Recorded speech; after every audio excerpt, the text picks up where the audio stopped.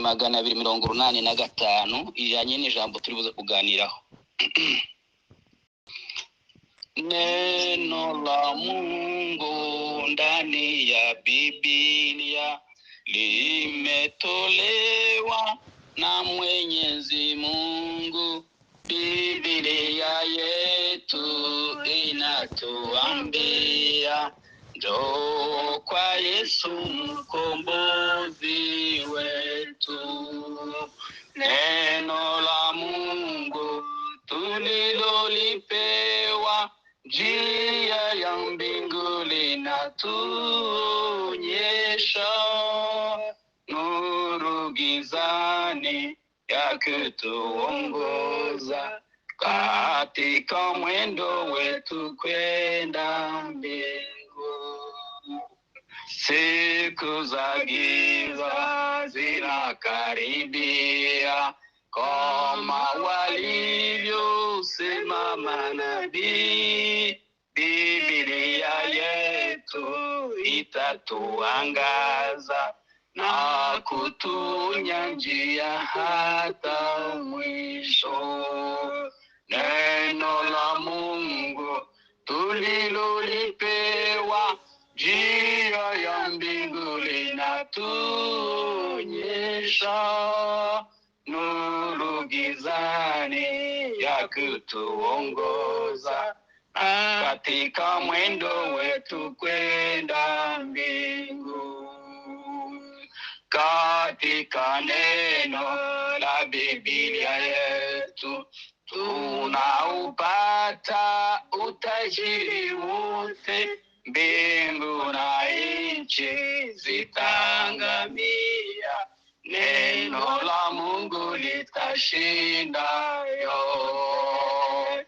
Neno la Mungu tulilolipewa, njia ya mbingu linatuonyesha, nuru gizani ya kutuongoza katika mwendo wetu kwenda mbingu. Neno la Mungu tulilolipewa, njia ya mbingu linatuonyesha, nuru gizani ya kutuongoza katika mwendo wetu kwenda mbingu. Amen. Amen. Haleluya. Ya bora fungura telefone.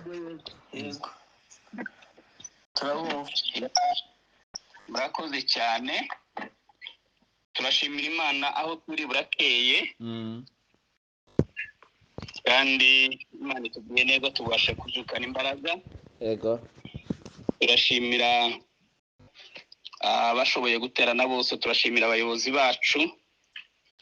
Wenda ndi umushyitsi by'ukuri ngiye kirekire hano, agize amezi agiye kuba 3, kuko ndibuka neza ko nahageze ku matariki 2 z'ukwa gatandatu, ndagira ngo nibwo nashoboye kugera kuri urubuga. Yego.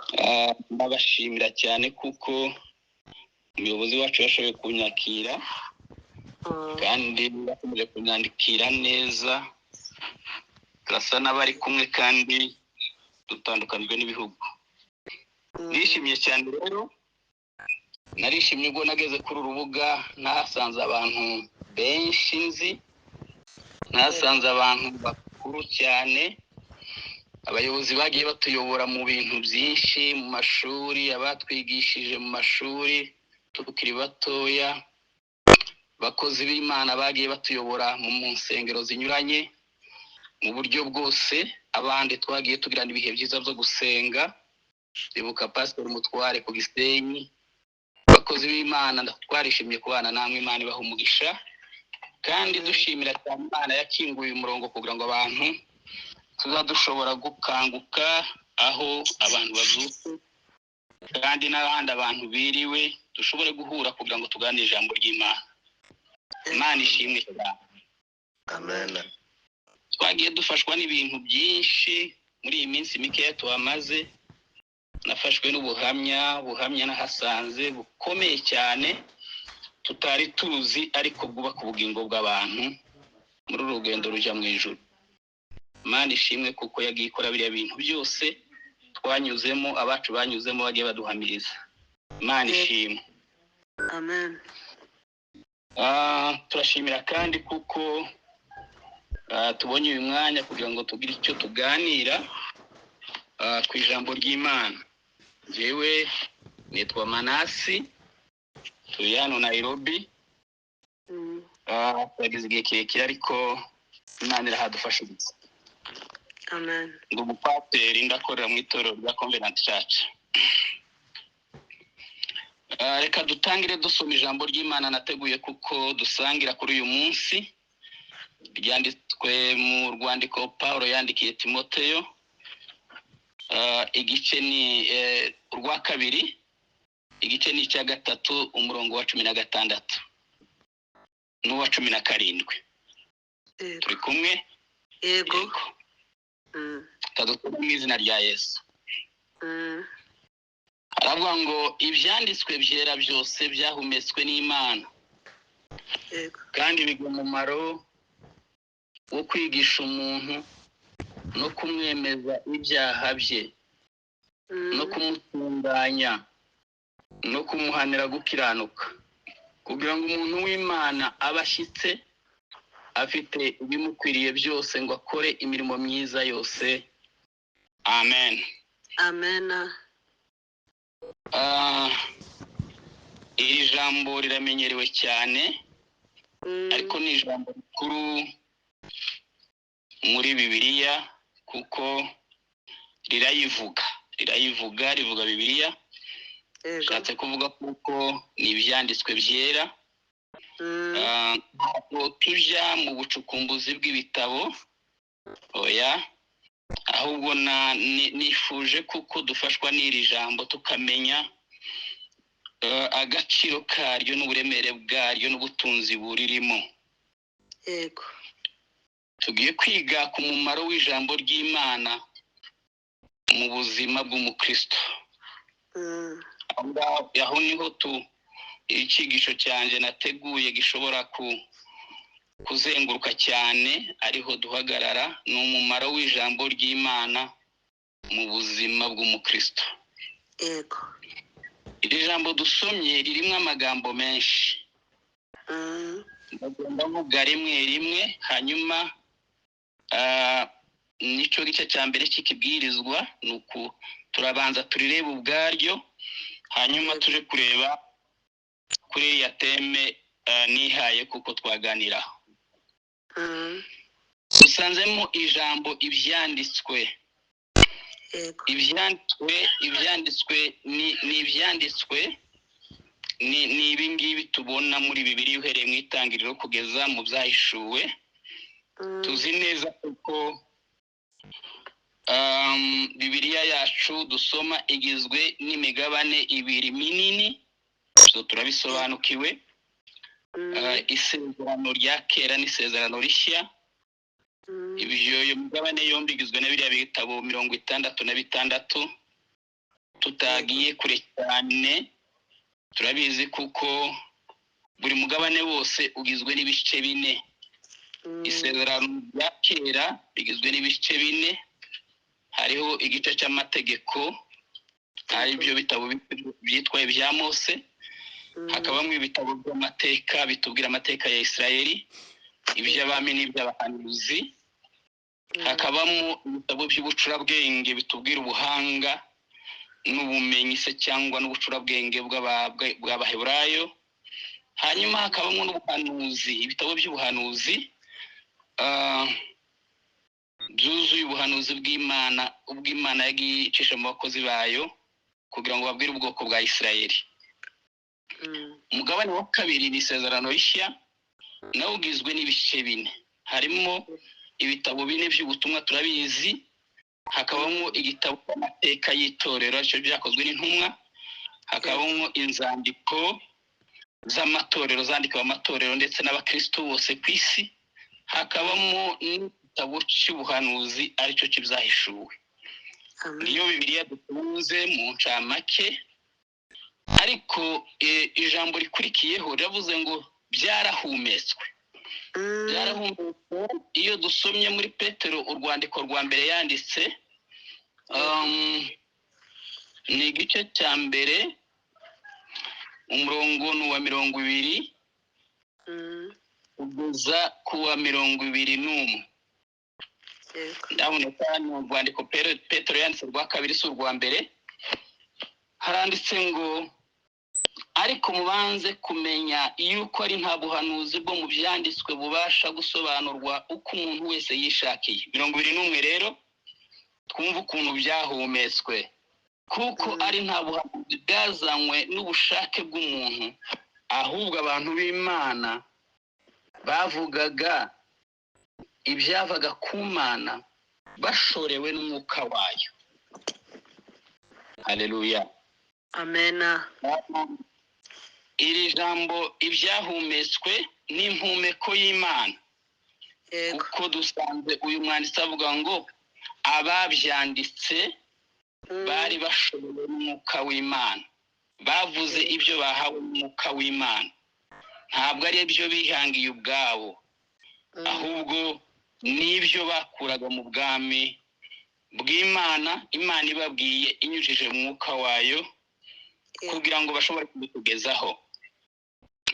Zanyibukije amagambo yanditse mu gitabo cy'umugenzi, ubwo uriya mugenzi mu izina rya Mukristo yageze ahantu ngo hitwa mu Isayo Gahinda Gasaze, hakurya yayo kuvuga ibyo yayiboneyemo, ngo yasanze umugabo witwa Mutabazi amaze gufata ukuboko amugejeje hakurya y'Isayo, ngo Mukristo aramukebuka aramubaza ngo ese ubwo inzira ija mu ijuru, mu rurembo rwo mu ijuru, arahambaye yanyuze itanyujijwe ahandi, niki gituma batahashize urutindo ikiraro?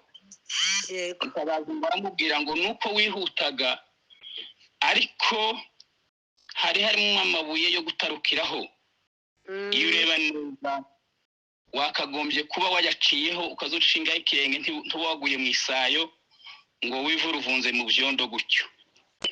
Aramubwira ngo ayo mabuye yo gutarukiraho ngo icyakora ngo azaboneka aruhijwe. Abo twagiye dutegura badusobanuriye kiriya gitabo baravuze ngo ayo mabuye yo gutarukiraho kubera kuko aboneka aruhije ngo birashoboka kuko ari amategeko, kuko amategeko ararushya, ariko araza kumubwira ngo icyo nagendereye ngo hirya y'ayo mabuye ngo harimo ibyigishwa byiza byuzuye amagare inzovu ebyiri. Amen. Kandi ngo babishyize muri iyi sayo kugira ngo abagenzi baza babibona babinyureho be kugwa muri iyi sayo. Ibyo byigishwa byiza nibyo nagendereye byuzuye amagare inzovu ebyiri, nibi byanditswe byera byahumetswe n'Imana. Mu gihe turi muri igereranywa n'Isayo irimo ibyondo byinshi, ijuru ryarwara igihe imitima ibabaye, ibyondo ngo bikarushaho kuzukuka, abantu ntibamenye aho bari bakagwamo bakivuruvunza, ariko harimo ijambo ry'Imana twahawe dushobora kwifashisha kugira ngo tugire muri Isayo. Imana ishimwe cyane. Amena. Irindi jambo rikurikiraho umwanditsi Pawulo aravuga ngo bigire umumaro. Umumaro ni uwuhe? Ngo ni uwo kwigisha. Umwami Yesu arangiza umurimo hano ku isi amaze kuzuka, yabwiriye abigishwa biwe ngo nahawe ubutware. None uko nahawe ubutware, namwe rero ndabaha ubushobozi, nimugende mu mahanga muhindura abantu kuba bizera, mubigishe, muhindura abantu mubwire ubutumwa bwiza, abizera mubatize. Ariko arababwira ngo nimumara kubabatiza mubigishe ibyanditswe byiza byaraje kugira ngo byigishe abantu. Twahawe ubutware bwo kwigisha. Umwami Yesu yatwambitse imbaraga. Ni Matayo 28:19 kugeza kuri 20. Aravuga ngo igihe muzaba muri kwigisha ndi kumwe namwe, sinzabatera umugongo, sinzabasiga, tuzabana kugeza ku mperuka y'isi. Amen. Haleluya. Amen. Pawulo arongera aravuga ngo ntabwo byigisha gusa, ahubwo ibi byanditswe byera bigira n'izindi mbaraga zo kwemeza abantu ibyaha. Yego. Ibyaha byabo. Iyo ijambo ry'Imana rije ritsinda abantu, rikabemeza. Uku kwemera kuvuga ahangaha niko kuzana kwizera. Kandi ko hari mu rwandiko rw'Abaroma baravuga ngo dore kwizera kuzanwa no kumva nako kukazanwa n'ibi byanditswe byera ijambo ry'Imana. Umwanditsi Yuda hari icyo yavuze muri ya rwandiko rwe rugufi cyane rugizwe n'igice kimwe. Yavuze ibya Henoke wa kera, aravuga ngo Henoke wa karindwi uhereye kuri Adamu yahanuye iby'abantu batizera. Aravuga ngo dore Uwiteka yazanye n'inzovu nyinshi z'abera be, aravuga ngo kugira ngo agirire bose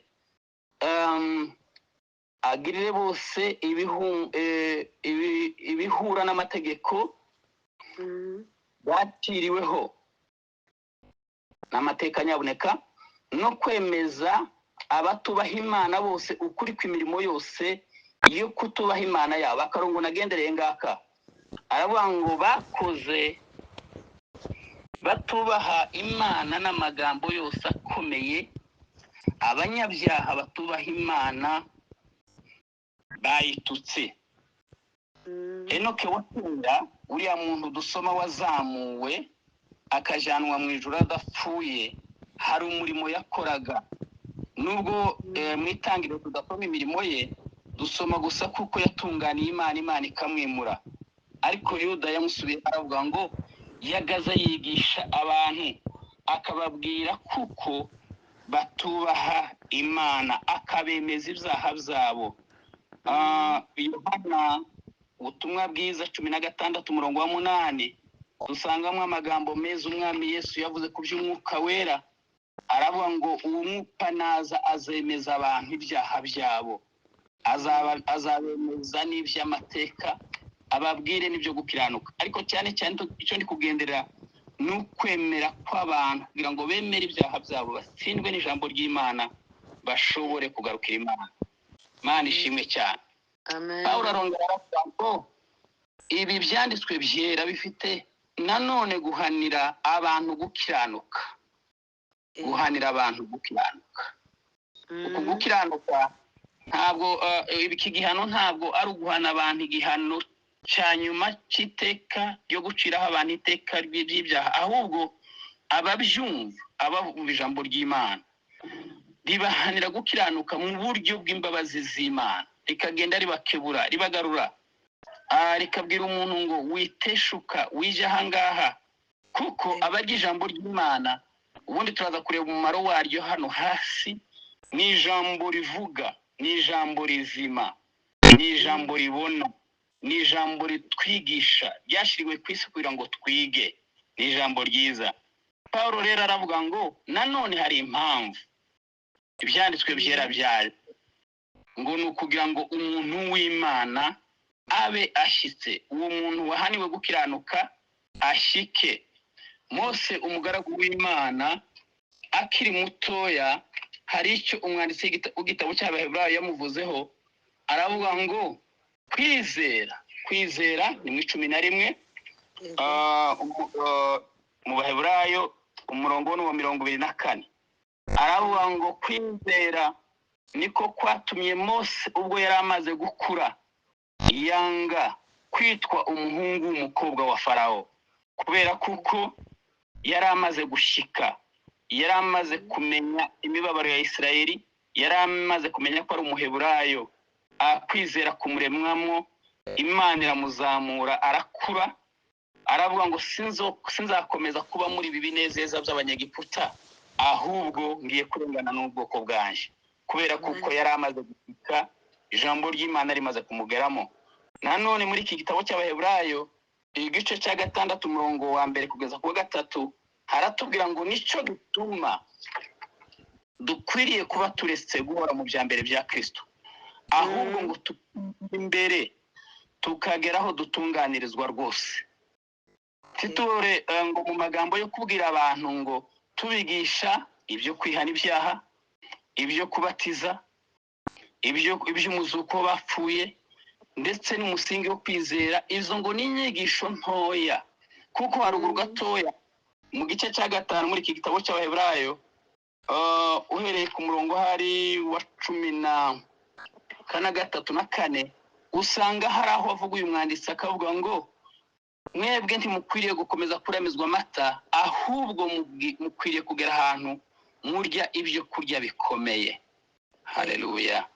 Dukwiriye kugera imbere ya data tugakura, kuko iri jambo ry'Imana Imana yarishize mu isi, yarariduhaye kugira ngo umuntu w'Imana abe ashyitse, kandi ngo abe afite ibimukwiriye byose, ngo akore imirimo myiza yose. Timoteyo nanone rwa rwandiko rwa 2 igice ni cya 4 umurongo wa 5, hari amagambo meza yanshimishije. Reka nyasome muyumve. Igice cya 4 umurongo wa 5, akarongo kabe kaho kamusome wose. Ariko weho wirinde muri byose, wemere kurengana, ukore umurimo w'ubwiriza butumwa bwiza, usohoze umurimo wawe wo kugabura iby'Imana.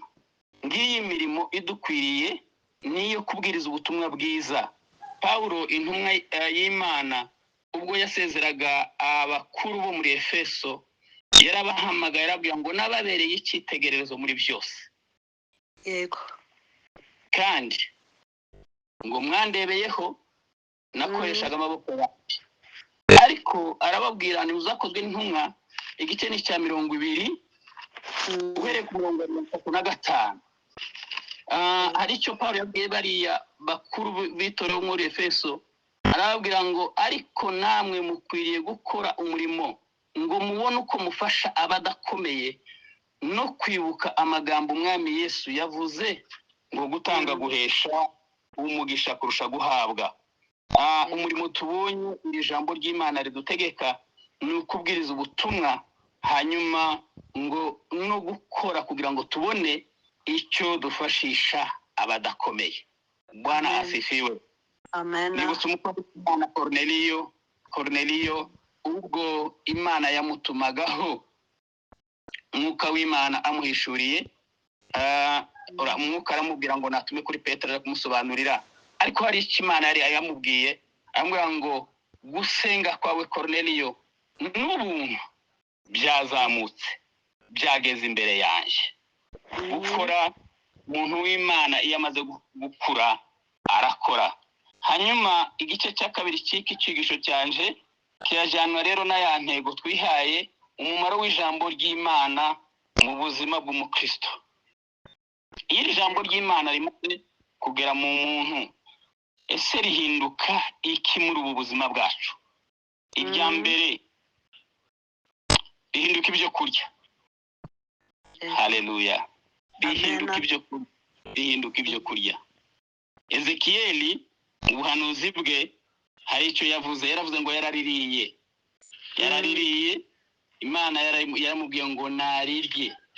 Nihinduka ibyo kurya bene data. Iri jambo ni ibyo kurya byacu. Nashimye cyane gusoma kugira ngo tugende twumva icyo iri jambo ritubwira. Ni igice cya 3 Ezekiyeli, urebye ku murongo wa 2 n'uwa 3, ariko cyane cyane wahera haruguru mu gice cya 2 umurongo wa 9, ariko ariho duhera. Haravuga ngo nuko ndebye mbona ukuboko kunyerekeyeho, maze mbona gufite umuzingo w'igitabo. Yego. Atungurira imbere yanjye, kandi cyari cyanditswemo imbere n'inyuma, cyanditswemo amaganya n'umuborogo n'ibyago. Maze arambwira ati mwana w'umuntu, icyo ubonye ukirye, urye uwo muzingo, maze ugende ubwire inzu ya Isirayeli. Nuko mbumbura akanwa angaburira uwo muzingo, arambwira ati mwana w'umuntu, haza inda yawe n'amara yawe, uyuzuzemo uyu muzingo nguhaye, nuko mbera uko ndamurya mu kanwa kanje urandyohera nk'ubuki. Ijambo ry'Imana riraryoha nibyo kurya. Yeremiya yaravuze ngo amagambo yawe amaze kuboneka ndayarya ngo agere mu nda mpindukira umunezero n'ibyishimo. Yeremiya 15:16. Haleluya. Amen. Hana ku karwa ka Patimonti yabiretse yabivuzeho neza. Aravuga ngo nawe yabonye uwo muzingo umubera ibyo kurya. Wari kwamwereka aramubwira ngo bumbura akanwa kawe urye. Ngo akara gatabo we niko yavuze ngo kara gatabo ngo aragaconshomera ngo karamutohera ariko ngo kagere mu nda karamusharirira. Binyibukije umurinzi wa 33 mu ndirimbo za Wokovu we yaravuze ngo twapokea kwa mkono wake neema na mateso pia. Hari igihe ijambo ry'Imana ryohera ariko kandi kubera kuko twarikurikiye ntidukwiriye kwakiramo umunezero gusa, ahubwo dukwiriye kwakiramo n'ibisharira kubera kuko tuzi ko Imana yashizemo imbaraga zo kudufasha. Ntabwo dukuka umutima rero, ariko icyo ngendereye nuko ari byo kurya byacu. Imana ishimwe cyane n'ibyo kurya byacu. Haleluya. Jambo rya kabiri ubutunzi. Ubutunzi nafashe urugero rw'umugaragu w'Imana Yobu. Murabizi kuko yari umutunzi, nagiye mfata ingero zo muri Bibiliya kugira ngo turyumve cyane. Umugaragu w'Imana muzi kuko yari umukire cyane, ariko muri ya mibabaro ye na bya bihangano bye bisa naho ari indirimbo zo mu mubabaro. 23:12 hari aho yavuze aravuga ngo ntabwo nasubiye inyuma ngo mve mu mategeko yategetse, ndetse amagambo yo mu kanwa kayo yambereye ubutunzi. Ijambo ry'Imana ni ubutunzi, kandi aravuga ngo ubwo butunzi bundutira ibyo kurya binkwiriye. Amen. Bwana asifiwe. Amen. Yobu yari umukire, Yobu yararyaga, ariko aravuga ngo iri jambo nubwo ndi mu mibabaro sinshobora kurirekura kubera kuko ryampindukiye ubutunzi kandi rindutira n'ibyo kurya binkwiriye. Ni Yobu 3 nabivuze umurongo wa 12. Ijambo rya gatatu, iri jambo iyo tumaze kuryakira mu buzima bwacu rihinduka itabaza. Rihinduka itabaza, ni umucyo, riramurika. Muri inzu umwe yaravuze ngo iyi nzira itagaragara hakaba mu kabwibwe. Yesu azatubwira ngo ndi kumwe namwe, aratubwira ngo ntitumukureho amaso. Nitabaza. Zaburi 119 umurongo w'105 haratubwira ngo ijambo ryawe ni itabaza ry'ibirenge byanje. Yego. Bwana asifiwe. Amen. Imana ishimwe cyane. Petero mu rwandiko rwe rwa mbere igice cya mbere umurongo wa 19 aravuga ngo nyamara rero dufite ijambo ryahanuwe rirushaho gukomera, namwe muzaba mugize neza nimuryitaho, kuko rimeze nitabaza ngo rimuri kacu z'umwijima rigakesha ijoro ngo kugeza ubw'inyenyeri yo mu ruturuturu izabandurira mu mitima yacu. Ijambo ry'Imana nitabaza. Ijambo rya kane nahisemo amagambo makeya ariko y'ingirakamaro. Iyo dukunda ijambo ry'Imana ibyanditswe byera ritubera intwaro yo kurwanisha. Bwana asifiwe. Ritubera intwaro, turi ku rugamba turarwana, turi ku ntambara, ariko iri jambo ritubera intwaro. Uriya mugabo w'umugenzi warose John Bunyan hari icyo yanditse aravuga ngo mu gikombe mucisha bugufi Mukristo yarwanishije iri jambo ry'Imana. Yaretewe na Apoloni w'umwaku ngo aramutsinda, ariko ngo yibuka kuko afite inkota yo kwitako rye ngo arayimutera, dayimoni amuva imbere. Aravuga ngo iyo nkota ngo ni ijambo ry'Imana, kuko yaramubwiye ngo ntunyishime hejuru wa mwanzi we kuko iyo nguye ndabyuka. Iyi nkota rero ijambo ry'Imana muri za ntwaro 7 dusoma mu Baefeso 6 uhereye ahari kuri 13 wasangamo iyi nkota y'ijambo ry'Imana. Hariho gukiranuka, agakiza, harimo kwizera, ariko harimo n'ubutumwa bwiza, ariko aravuga ngo mwakire n'inkota y'ijambo ry'Imana. Haleluya. Amen. intwaro turwanisha. Umwami Yesu ari mu butayu ari gugeragezwa na Satani, nico yaneshesheje. Muzi ko Satani ari umuriganya, niko yitwa, kandi nibyo akoresha umuriganya pe. Azi gusoma iri jambo, yaramubwiye ngo byanditswe ngo, umwami Yesu akamusubiza, ntamusubizisha ubutware, akavuga ngo ubwo uvuze ngo byanditswe, ariko hari ibyanditswe ngo n'inkota, n'intwaro, n'intwaro. Bwana asifiwe. Amen. Bwana tuyakire izidufasha kurwana urugamba turimo. Ijambo rya nyuma ya gatanu n'ubwenge, riduhindukira ubwenge, niryo ritwigisha. Paulo yaravuze ngo Yesu yaduhindukiye ubwenge no kumenya. Yesu ni wiri jambo. Umunyabwenge Salomo hari icyo yavuze mu gice cya 8 cy'Imigani 22, ni nk'ubuhanuzi yavugaga kuri Yesu. Aravuga ngo ubwenge yaravuze ngo isi itararemwa, inyanja zitarashirwaho, umukungu gutaratumuka, ibi byose tubona bitarabaho, ngo Uwiteka yarangabiye kandi yari yarangaragaje.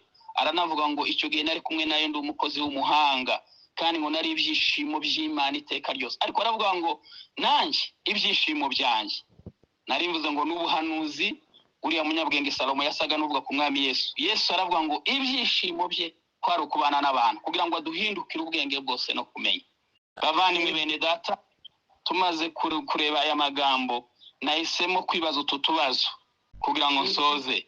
Ese iyo tumaze kumva Bibiliya, iyo dufite Bibiliya nk'ijambo ry'Imana imbere yacu, ahari tugira umwanya wo kuyisoma? Cyo ni ikibazo cya mbere nibajije. Uragenda wifuza mu mutima wawe. Ikibazo cya kabiri, ese iyo tuyisomye dufata umwanya wo kuyigeraho? Cyo ni ikibazo cya kabiri.